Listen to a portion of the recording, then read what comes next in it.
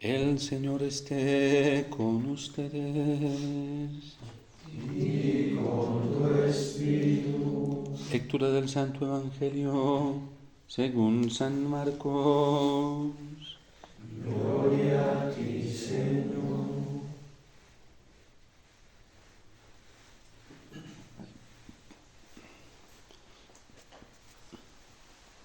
En aquel tiempo se fue Jesús al territorio de Judea y Transjordania, y de nuevo se le fue acercando la gente. Él los estuvo enseñando como era su costumbre. Se acercaron también unos fariseos y le preguntaron para ponerlo a prueba: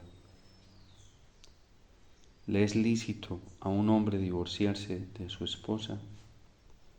Él le respondió: ¿qué les prescribió Moisés? Ellos contestaron: Moisés nos permitió el divorcio mediante la entrega de un acta de divorcio a la esposa. Jesús les dijo: Moisés prescribió esto debido a la dureza del corazón de ustedes. Pero desde el principio, al crearlos, Dios los hizo hombre y mujer. Por eso dejará el hombre a su padre y a su madre, y se unirá a su esposa, y serán los dos una sola carne. De modo que ya no son dos, sino una sola carne. Por eso, lo que Dios unió, que no lo separe el hombre.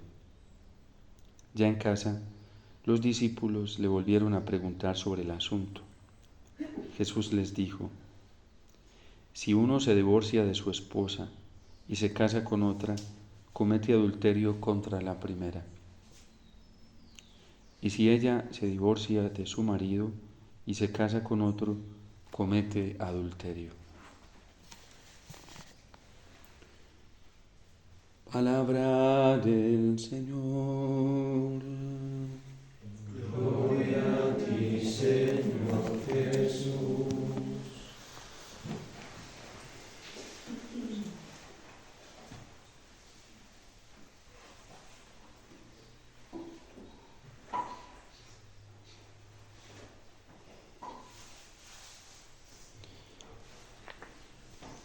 La murmuración a la que se está refiriendo Santiago es la misma murmuración que llevó a la perdición al pueblo de Israel, incluso hasta tal punto que en algún sentido Moisés se dejó presionar por esto, y Dios tan bueno, tan lleno de misericordia, que no dejó nunca de amarlo, que no dejó de mostrarle nunca su gloria, y que incluso habló de él como un amigo que tenía muy cercano, con quien hablaba las cosas con tanta confianza, no le permitió entrar a la tierra prometida. Fue Josué, el joven Josué, y Caleb, porque el pueblo fue creciendo en una inconformidad frente al camino que Dios les había puesto para caminar, para llegar a la tierra prometida. El pueblo comenzó a sentir inconformidad al modo en que Dios los iba guiando, los orientó, y el modo en que Dios quería que ellos caminasen. Ellos salieron contentos de Egipto. Ellos, cuando se sentían oprimidos en Egipto y sufrían por la opresión del faraón y de Egipto, le suplicaban al Señor con muchísima esperanza, creyendo firmemente que el Señor los iba a escuchar y ayudar. Y cuando salen de Egipto, el pueblo sale entusiasmado. Pero cuando el pueblo es sometido a la prueba porque estaba dentro del plan de Dios, cuando el pueblo debe pasar el camino de la purificación y del sufrimiento como parte de la voluntad de Dios, el pueblo se resiste y no lo quiere. Y lo primero que hace el pueblo es echarle la culpa a Moisés. Cuando uno es mediocre y no acepta el camino de purificación y de sufrimiento como una reparación, lo primero que hace, por eso digo mediocre, es echarle la culpa a los demás. Y no se está dando cuenta que Dios que es infinito en poder y que tiene el control absoluto de todo, podría quitar esa prueba o ese sufrimiento, cualquiera que sea, la podría quitar en segundos, porque para Él no es imposible hacerlo. Pero la permite porque sabe el nivel de ceguera, de corrupción que hay en mi interior, que ni siquiera yo lo conozco. San Agustín lo decía con mucha justicia, es decir, con mucha verdad y honestidad delante del Señor. Tú estás más íntimo en mí que mi propia intimidad, y tú me conoces más que yo mismo. Y por eso decía Isaías, ¿cómo es posible? No es posible que el hacha le diga al labrador, tú tienes que utilizarme de esta manera. Es el labrador el que sabe cómo utilizar el hacha. La mediocridad interior es tan terrible que nos lleva a ser tan manipuladores incluso con la vida espiritual y hasta con los mismos instrumentos que Dios pone para pulirnos, que queremos muchas veces, de manera inconsciente, otras conscientemente, manipular todo hasta lo de Dios para que todo se mueva a nuestra manera. Porque en el fondo lo que se está escondiendo es una dureza de corazón que no está admitiendo el método que Dios está utilizando para mi propia purificación, para poder llevarme al cielo. Y por eso el pueblo intentó manipular a Moisés murmurando contra él, lo querían intimidar criticándolo. Desde un principio Moisés tuvo que someterse a esto, porque cuando por defender a los israelitas, a los hebreos, mató a un egipcio, a los mismos que él estaba queriendo defender y proteger se le fueron encima. Nos vas a hacer lo mismo que hiciste con el egipcio. La murmuración es tan terrible que nos enceguece y nos lleva a ver las cosas tan deformadamente que, claro, terminamos siendo nosotros Dios, los más justos, los más buenos, los más santos sin serlo, y los demás los más perversos. Y eso se va convirtiendo en un delirio de persecución, ¿sí? La Iglesia, hay una carta que escribió el cardenal Joseph Ratzinger a algunos obispos, o a los obispos más bien de la Iglesia, frente a algunos principios de la oración cristiana y de la meditación cristiana, simplemente recordándoles lo que desde el principio ha entendido la Iglesia, lo que ha entendido desde la revelación bíblica hasta la tradición y el magisterio como oración y meditación, y qué es verdadera oración. Todo eso está en el catecismo, simplemente lo que hacen es recordarlo. Y dice allí cómo cuando vamos tomando algunas conductas inadecuadas espiritualmente, vamos cayendo hasta en una esquizofrenia mística. Y decimos que Dios nos lo revela, pero mentiras que me lo estoy mostrando yo mismo de manera inconsciente para defenderme. Porque no he sido capaz de darle un sí absoluto al Señor y radical, dispuesto a pagar el precio que venga para obtener mi salvación y para obtener la salvación de otros y para obtener al cielo. Y vamos cayendo en esos delirios psíquicos, eso sí, disfrazados de experiencia espiritual, disfrazados de fruto de oración, disfrazados de revelación del Señor. Y eso es la esquizofrenia mística puede ser tan alta que una persona puede ir a leer un texto bíblico y la entiende a su manera y la defiende así. Y si alguien que lee ese mismo texto bíblico y lo comprende de esta manera a la luz de la Iglesia, no bajo su propia luz, no, ese no está en la razón. Ese está muy equivocado. Hoy hay un problema muy serio dentro de la Iglesia, que sí hay gente que quiere a Dios y quiere a Jesucristo, pero a su manera. Por eso San Pablo le advertía a los Gálatas, ¿quién los ha embaucado? ¿Tan pronto se han dejado fascinar por otro evangelio? qué insensatos son ustedes, Gálatas. Tan rápido. Es que no respetó ni siquiera que el apóstol estuviera vivo, en vida del apóstol.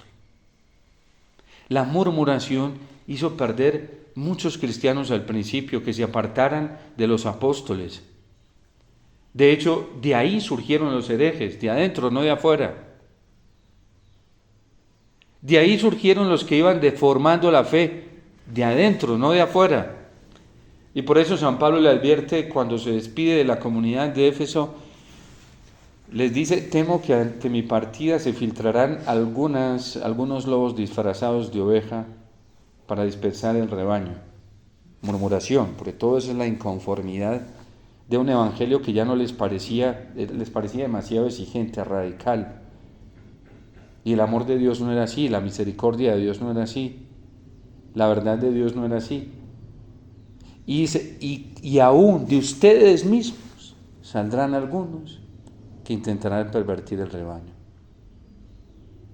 Cuando uno, por mediocridad, por falta de radicalidad, no disfruta de la fuerza sobrenatural que le da el Señor, vuelvo y digo, no disfruta de la fuerza sobrenatural que le da el Señor para vencer todas las tentaciones, y termina cayendo en ellas, no por una deficiencia de la gracia, sino por esa inconformidad, por la desconfianza, porque no hay una esperanza puesta en el Señor, termina cayendo en esas faltas.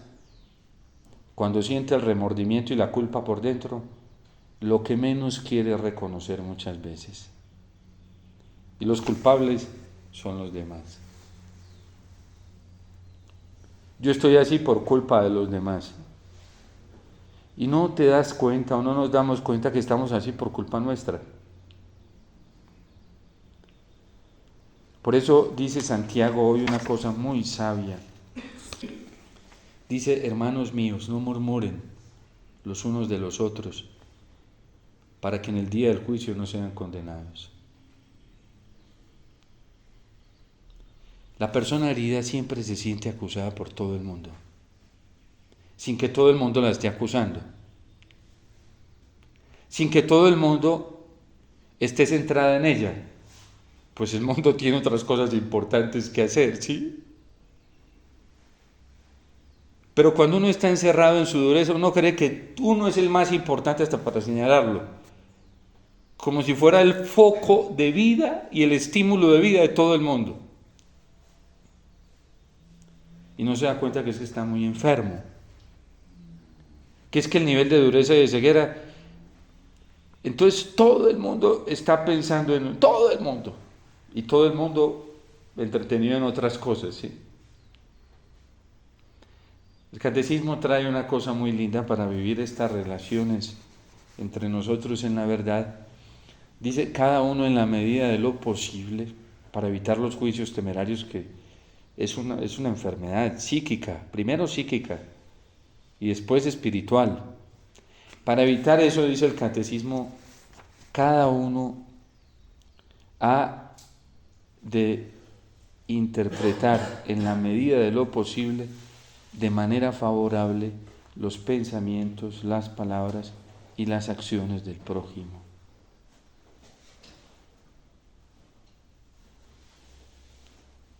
Es una tarea saludable, primero psíquicamente y segundo espiritualmente, porque tenemos que ser muy conscientes todos, yo el primero, que nuestras heridas son tremendas. No crean que uno se ve tentado todos los días. Es una tentación, y el diablo le echa candela a eso, le echa paja para que arda, ¿sí? Entonces, si alguien no me miró, ay, es que la cogió contra mí. Eso fue lo que pasó, ¿sí? Si de pronto esta persona hoy no hizo esto que yo esperaba, algo que esperaba yo, y no sucedió así como yo lo esperaba, es que las heridas son tremendas. Eso es más tremendo. No murmuren los unos de los otros. No lo hagan. Para que en el día del juicio no sean condenados. Porque si nos ponemos a alimentar esos desórdenes, que son faltas nuestras, no son de otros, son deficiencias nuestras, no son de otros. ¿Para qué cargar a otros con lo que los otros no van a ser capaces de cargar con eso, con lo que ni siquiera yo soy capaz? No murmuren los unos de los otros, para que en el día del juicio no sean condenados. Eso asfixia y enferma más. Miren que el juez ya está a la puerta. Tomen como ejemplo la paciencia y el sufrimiento, en el sufrimiento a los profetas, los cuales hablaron en nombre del Señor. Jeremías, una crisis muy grande que tuvo, le estaba echando la culpa al Señor. Estaba siendo tentado fuertemente. Y el Señor lo dejó que se desahogara. Y apenas se desahogó, Jeremías, no es que tú no te has convertido del todo, te estoy purificando, porque es que todavía dentro tú tienes un metal muy precioso, Jeremías. Tú eres precioso, tienes oro, pero ese oro todavía tiene escoria, y yo necesito quitarle esa escoria porque necesito dejarte más bello, más hermoso de lo que eres. Eres un instrumento fabuloso en mis manos, pero no eres perfecto, Jeremías. Necesito perfeccionarte más. Y ahí la entendió Jeremías. Le costó, pero la entendió. Y ahí sí se tira con toda a ahí sí. Como el Señor lo ponía a hablar cosas, por eso le molestó con el Señor. Porque el Señor le comunicaba cosas, denuncias a los reyes y se las mostraba.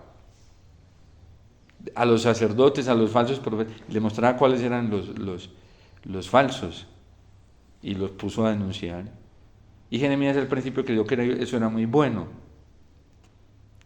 Y después, claro, ninguno aceptó. Se endurecieron más.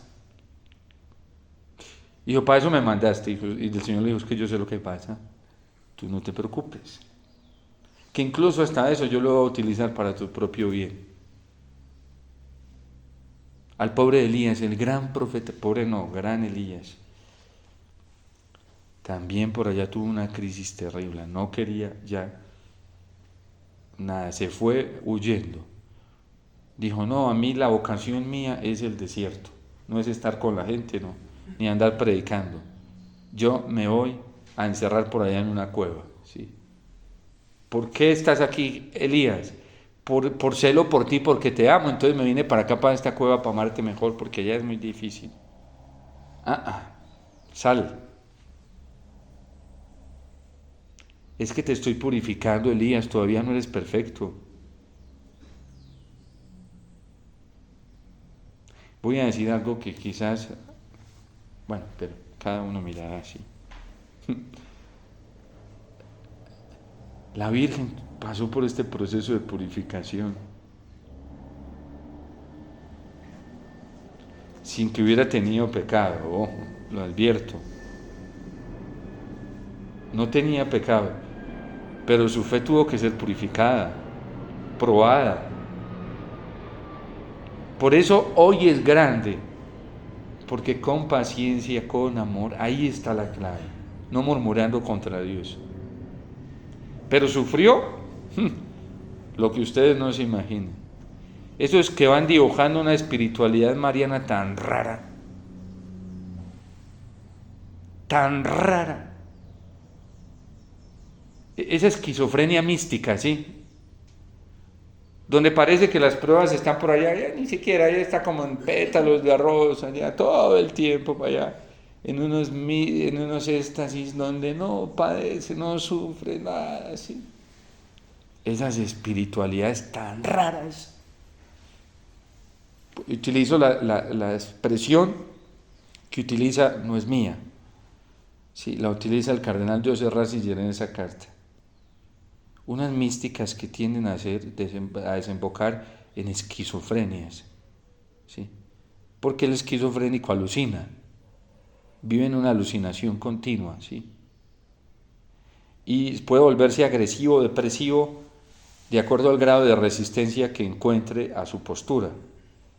Entonces, por ejemplo, cuando no encuentra que la gente es afín a lo que piensa, ahí se distorsiona, ¿sí? Se le vuelve un conflicto y eso puede terminar o en agresividad o puede terminar en aislamiento total, ¿sí? Se vuelve antisocial. En cambio, miren la salida fácil de los humildes. ¿Qué hizo el publicano? Le mostró el Señor porque se lo mostró, que era imperfecto, que le faltaba. ¿Y qué hizo? ¿Se escondió? No, se fue para el templo. Allá en la puerta se quedó y dijo, perdóname, Señor, sí he fallado. David encontró la salida mejor. David ni siquiera imaginaba que había cometido pecado. Pensó que lo que él había hecho era muy bueno. Y todo empezó porque por la envidia y los celos. Ahí está la raíz del pecado de David. Porque es la raíz del pecado del demonio. Tal cual. Y esa misma envidia se la contagia a Adán y Eva. Es que Dios sabe que si ustedes llegan a comer de ese fruto y les siembra envidia y celos, lo que pasa es que Dios los quiere oprimir. Lo que pasa es que esta persona se quiere aprovechar de usted, no se da cuenta. Y por eso lo del catecismo, cuando nos dice sabiamente, cada uno debe interpretar en la medida de lo posible, de manera favorable, las palabras, las acciones, y ya se me olvidó la otra que les había dicho, y los pensamientos del prójimo. Creo que fueron los pensamientos. Pero bueno, ahí está en el 8º mandamiento, ustedes lo pueden verificar. Nuestra madre, yo recuerdo hace muchos años, unos ejercicios espirituales que ella nos dio, nos puso esto como proyecto comunitario. Nos decía pensar bien, decir bien, hacer bien. Eso es saludable, muy saludable. Miren, no nos dejemos dañar el alma y el corazón por la enfermedad en la que vive el mundo hoy y hay dentro de la iglesia. Simplemente es un problema. Aquí lo trae Santiago. Llamamos felices a los que saben soportar el sufrimiento. La Virgen por eso fue feliz, porque comprendió que eso hacía parte del proyecto de Dios y que era necesario. Que tú y yo padezcamos un sufrimiento es más que necesario. Si el Señor nos mostrara el nivel, nosotros no somos, ni nos lo va a mostrar. No, porque nosotros estamos preparados para ver eso. Si nosotros experimentáramos el nivel de gravedad que tiene uno solo de nuestros pecados, no aguantaríamos un minuto cuerdos. Un minuto. No lo soportaríamos. Uno solito de nuestros pecados. ¿Por qué creen que el salmista está asombrado de la misericordia del Señor? Porque ese es el amor del Señor. Al principio es así, ese es el principio. Miren, Él se coloca como escudo cuando nos vienen, el demonio aprovecha porque él sí sabe. Vienen los dardos de juicio del daño tan terrible que hizo uno solo de nuestros pecados. Y eso que hemos cometido en nuestro pasado, cometimos yo, el padre Omar, en mi pasado cometí pecados mortales como ustedes no se imaginan. A diestra y siniestra. Yo me conmuevo mucho de saber todo lo que yo ofendí en el Señor el pasado. Y digo, Señor, no, pues lo que me toca en esta tierra es nada. Son puras caricias los sufrimientos. Porque el único capaz de reparar eso es el Señor y es su sangre. Nosotros nunca. El Señor a los santos, cuando se ponían a pensar en el pasado y en la gravedad de sus pecados mortales del pasado, y ellos veían el amor y la misericordia del Señor como lo canta el Salmo, porque sabían soportar el sufrimiento y decían, todo esto es necesario. Y eso les daba paciencia. Los santos, pensando en el pasado, por eso nunca les daba ganas de volver a pecar gravemente. Jamás. Ni pecados voluntarios veniales. Jamás. Eso no lo admitían, por puro amor. Hay quien lucha contra el pecado por miedo, es imperfecto, para que no me condene. Hay quien lucha contra el pecado por amor, por la gratitud que tiene con el Señor, porque ha experimentado tanto su amor que lo que menos voy a hacer es ofenderlo. Es muy fácil que una persona que luche contra el pecado por miedo se vicie. Si no es una persona que está buscando continuamente al Señor, se vicia. Y el diablo la hace caer más gravemente. Porque se detiene en el rigor de la letra y de la ley. Y entonces comienza a decir, para no llegar allá, pero por miedo. Si el miedo lo lleva, el miedo es muy astuto porque el miedo comienza a decir, milimétricamente no te muevas 2 centímetros más allá y acá tampoco, 1 milímetro menos acá. Su fuerza no es el amor.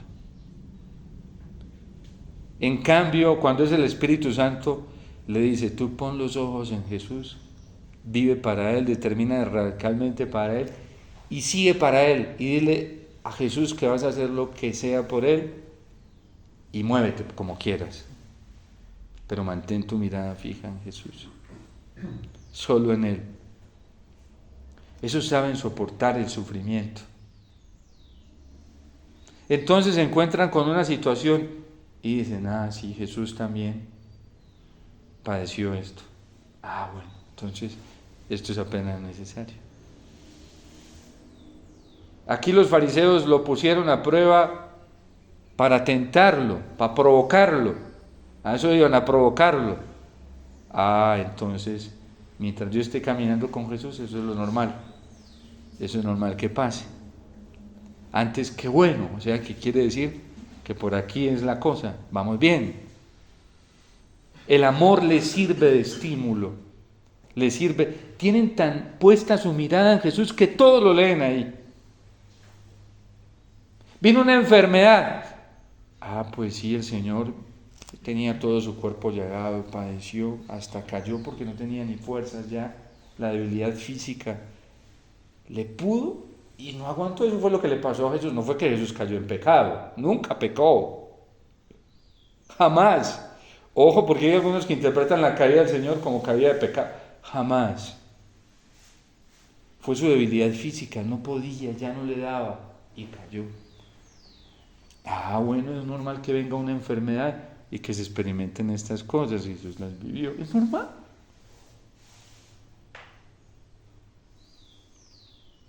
El rigorista quiere ver al enfermo a toda hora mejor que él que está en sus facultades.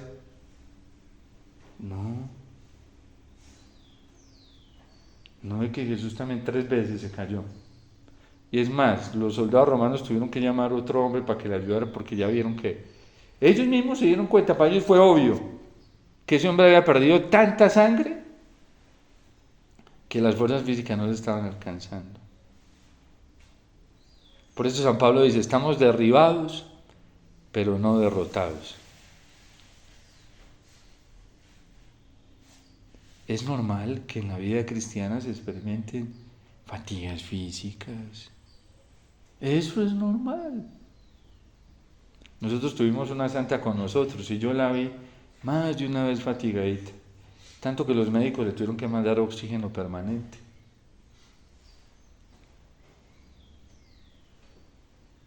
Y eso no debilitó su virtud, sí, su unión al Señor.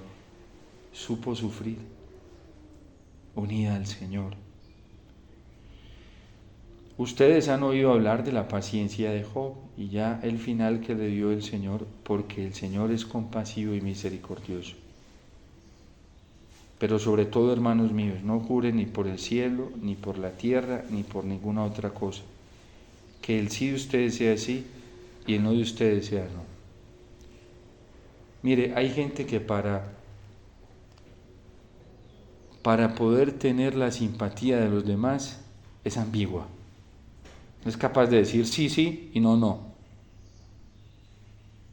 Ante lo que está mal, no, lo que pasa es que mira esto y por allá, y embolatan más la cosa, ¿sí? No, esto no está bien.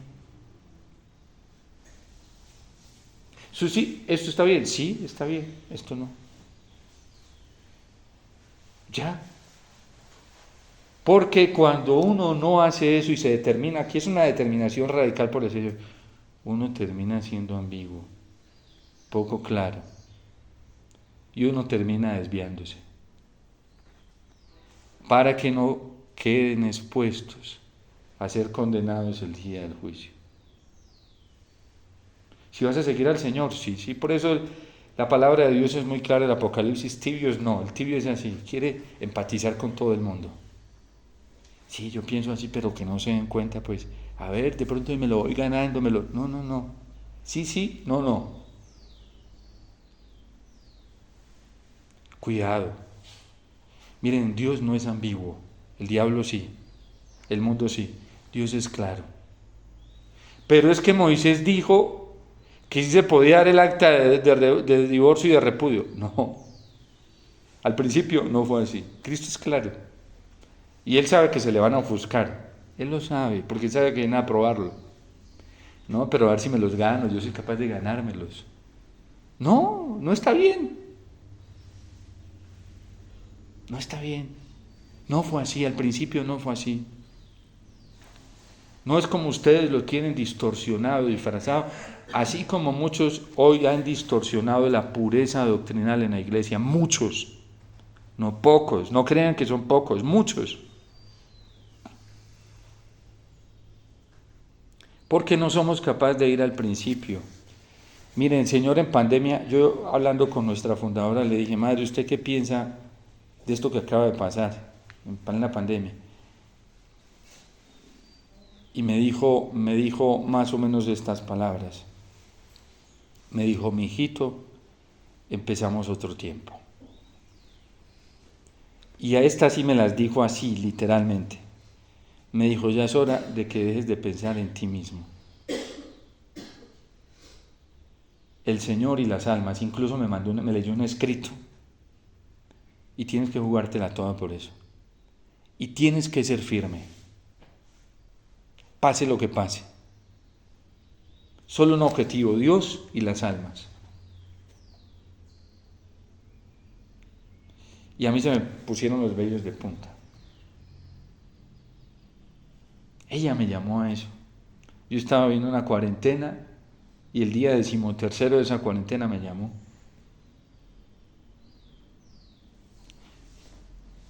Que su sí sea sí, su no, no. Y después me dio pánico. Después de que le colgué, me dio pánico. Yo dije, Señor, es que esto implica esto. Y yo sentí en mi corazón que el Señor me decía, sí. Oye, y se dio, literal. Sí. Yo estos años que he vivido de ministerio ha sido, el Señor es tan claro. Sí, no me puso a decirme, Omar, tranquilo, pero no, de una. Y tal cual. El Señor es sí, sí, no, no. Mira, Omar, este es el camino. Lo coges o lo dejas. Eres libre, yo no te voy a forzar. Eres libre. Yo te amo y quiero que lo hagas en libertad. Así te amé yo, libremente.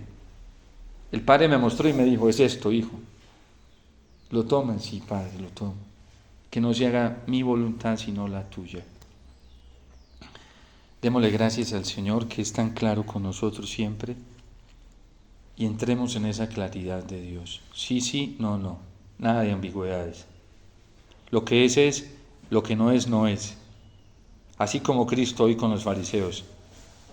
Pero es que Moisés, no, que Moisés fue esto, al principio fue esto. Y Moisés lo hizo porque ya ustedes eran tercos, duros de corazón, y porque en verdad nos lo muestra el testimonio bíblico, a Moisés lo lograron presionar. Y si uno se deja envolver de la presión externa, lo confunden. Hay que mirar al Señor, solo al Señor, pedirle mucha fortaleza a la Virgen, pedirle mucha fortaleza al Espíritu Santo, pedirle esa gracia de la fortaleza que no se la niega a Dios a nadie, que nos la dé a todos.